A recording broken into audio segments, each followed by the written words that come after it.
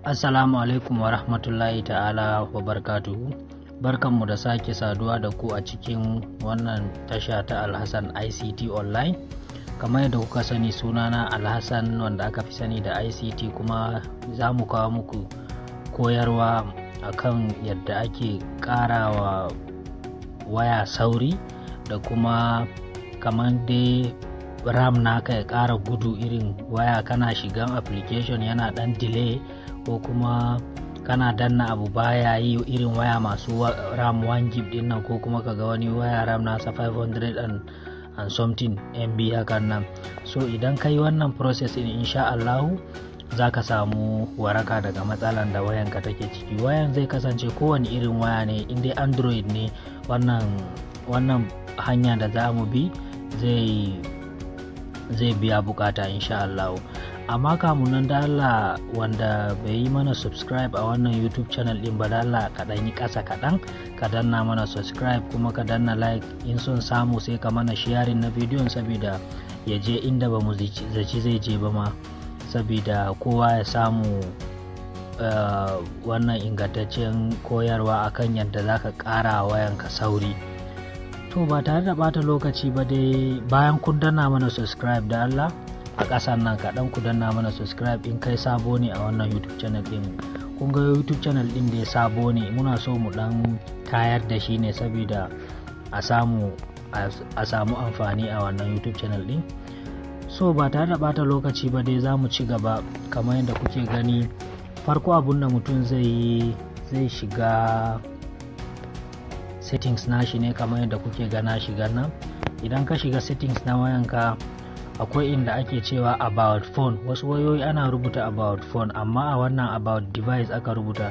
So gashi nan, wannan about device din shi zaka je ka danna kan shi haka, kamar yadda na danna. Zai zubo maka da wayannan rubutun. Idan ya zubo maka da wayannan rubutun din, dama abun da muke so mu yi, za mu je mu ɗauko wani abu da ake cewa model number. Idan muka nemo inda wannan model number yake, build number, idan muka nemo inda build number yake, normally wasu wayoyin a daidai wannan list din, a nan wurin build number yake, amma na kun ga sai na shiga wurin nan software information din nan. Idan na shiga software information din nan, to zan je nemi build number na. Idan na nemi build number na, zan danna shi sau 3, saboda ni na riga na yi. Dama muna so mu fitar da wani abu mai suna developer option ne, saboda normally in dai baka taba yi ba, wayanka babu developer option ne, amma ni da yake na riga na yi.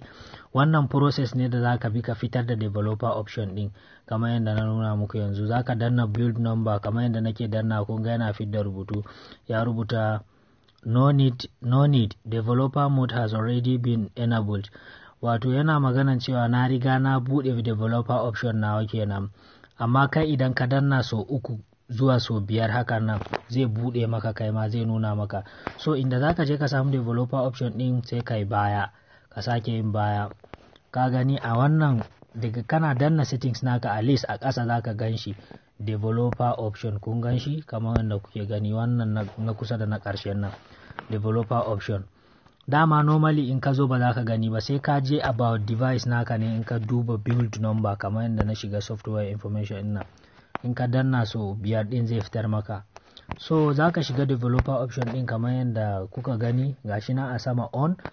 Za ka yi scrolling, za ka je ka nemi wuri da aka rubuta Windows Animation Scale. Yawwa, kun ga gashi nan Windows Animation Scale. Idan ka zo, za ka danna kan Windows Animation Scale din, sai ka mai da shi 0.5, kamar yadda kuke ganin nan. Already za ka same shi a 1x ne, sai ka mai da shi 0.5x, kamar yadda na mayar hakan nan. Sai ka yi baya, sai ka shiga transition animation scale na biyu kenan, sai ma ka mayar da shi 0.5. sai ka shiga kuma animator duration scale, shi ma ka mayar da shi 0.5.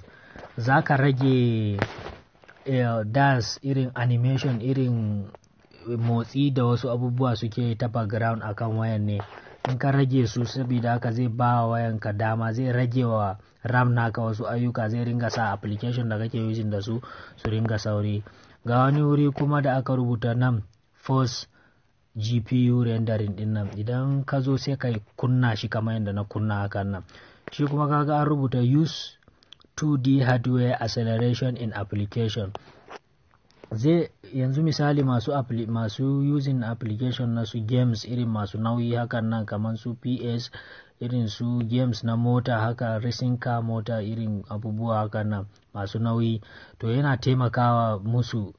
Za ga wani kana yin game wani lokaci yana kaman crack wayan yayi karami, irin RAM baya sauri hakan nan, so wannan zai taimaka sosai. Da ka yi wannan sai ka fita baya, sai ka sake shiga developer option naka for the confirmation, don kai confirming abunda kai yayi, sake dubawa. A gani kaman haka, ga Windows animation scale namu is on 0.5, yana kan 0.5x. gashi nan duka guda uku ne dama za ka mayar da su 0.5 in kaga. Sai force GPU rendering shi ma yana on, sai ka kunna shi. To wannan dai a takaice shine karaman hanya da zan ce wanda kowa zai iya bi don ya kara wayansa, musamman masu waya mai RAM karami haka. In ma kana da babban RAM zai kara wa RAM in ka sauri ne. Idan ka gama wannan process in yanzu kamar yanda nake yanzu nan, sai ka yi restarting na wayan.